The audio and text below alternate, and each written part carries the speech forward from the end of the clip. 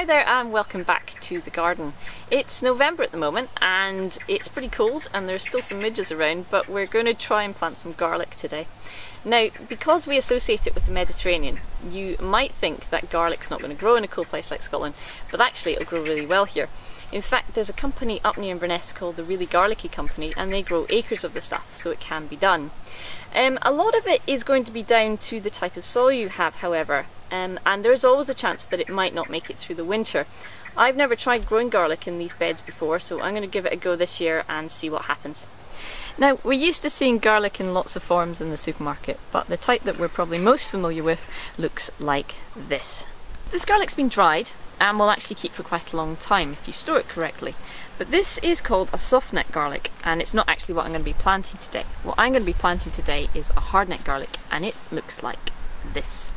Now, you can see that there's a few differences between the two.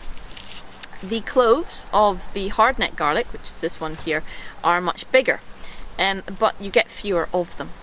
Also, when you plant them and when you eat them, the flavour's a bit different. So the hardneck garlic tends to be a bit subtler. It's not quite as hot as the softneck garlic.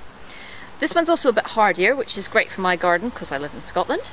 But probably the reason that you don't see these in the supermarket, and you will see these in the supermarket, is that this one, the softneck garlic, will keep much longer.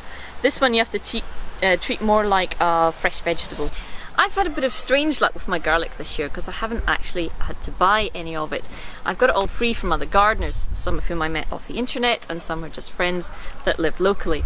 Now, I've got 3 varieties here in my hands. This one I don't actually know what it is because the person who gave it to me doesn't know, but I'm going to try and plant it anyway and see what happens. This one here is called Music, and that's a variety that the Really Garlicky Company grows, so I'm hoping it's going to grow quite well. This last variety, which is in this little envelope here, has actually gone slightly mouldy, probably because I didn't store it correctly.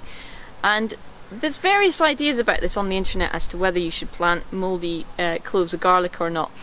But the main overriding view seems to be that you shouldn't, because the mould might spread through your bed and affect the rest of your crop and destroy the whole thing. So even though it really hurts me to do it, I'm not actually going to plant that one. So the way you plant the garlic is root end down, so you separate the cloves off the bulb, and the roots should be quite obvious, and you put them in, you push them just underneath the surface, and you want to plant them about 15 centimetres apart. Now, I'm sad enough that I do actually have a measuring tape here, so I've measured just slightly more than 15 centimetres apart. And just so that the tip is just below the surface. And then the last one, just like that. And then it's really important to mark the row where you've planted them. And that's it.